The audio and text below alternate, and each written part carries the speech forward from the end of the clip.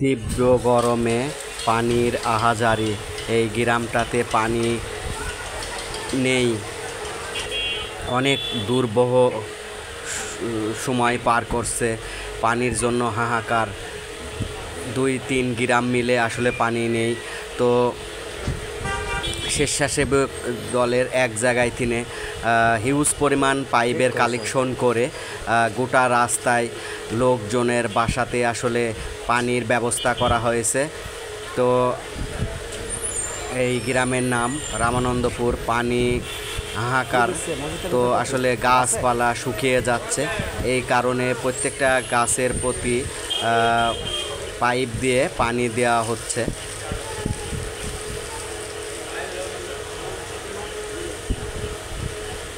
তো দেখতে পাচ্ছেন এটা আসলে মসজিদ। মসজিদের যে জায়গাটা, গাছ গোছালিগুলা অনেক খারাপ অবস্থায় হয়ে গেছে। পানি আসলে কবে হবে বৃষ্টির পানি, আল্লাহ তাআলা হয়তো দিলে যে কোনো সময় দিতে পারে। তো মানুষজনের আসলে যে একটা দুর্ভোগ বা কষ্ট বলে, পানি নেই কোনো দিক, রাস্তাতে প্রচুর পরিমাণ হিটের কারণে পানির ব্যবস্থা করা হয়েছে। 2-3 গ্রাম মিলে কোনো ধরনের পানি নেই। তো একটা সাবমার্সেল ব্যবস্থা করে দূর দূরান্ত থেকে লোকজন ছুটে আসছে পানি নেওয়ার জন্য, কলসকে কলস পানি নিয়ে যাচ্ছে। যে পানিগুলো আসলে দেয়া হচ্ছে এটা আজকের জন্য, আজকে সারাদিন গোসল, খাওয়া দাওয়া, রান্না বাড়া, বাচ্চাদের গোসল করানোর জন্য এই পানিতেই আসলে করতে হবে। আভাঙ্গা ধরনের আসলে পানি উঠছে না, মানুষের যে চাহিদা সেই অনুযায়ী আসলে মানুষ পানি পাচ্ছে না। তো এটা হচ্ছে আসলে হয়তো পাপেরই একটা অংশ যা মানুষ সমাজের জন্য বয়ে নিয়ে আসছে।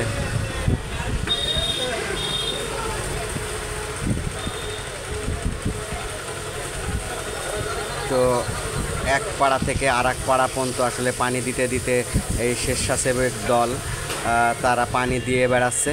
30টা দিন এভাবেই আসলে নিজ খরচে তারা পানি দিবে। দেখেন কতগুলো বালতি, গাবলা, 1টা 2টা 3টা 4টা 5টা 6টা 7টা গাবলা এই পরিবারের জন্য তারা ধরে নিচ্ছে খাওয়া দাওয়ার পানি। তো প্রচণ্ড আসলে রোদ, 40 থেকে 41 ডিগ্রি সেলসিয়াস তাপমাত্রা। ভিডিওটা ভালো লাগলে সবাই শেয়ার করে দিবেন, বেশি বেশি করে দেখার সুযোগ করে দিবেন সবাইকে।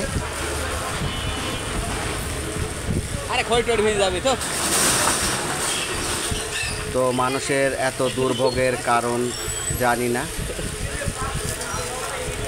তো সবাইকে অনুরোধ করব ভিডিওটা না টেনে দেখার জন্য।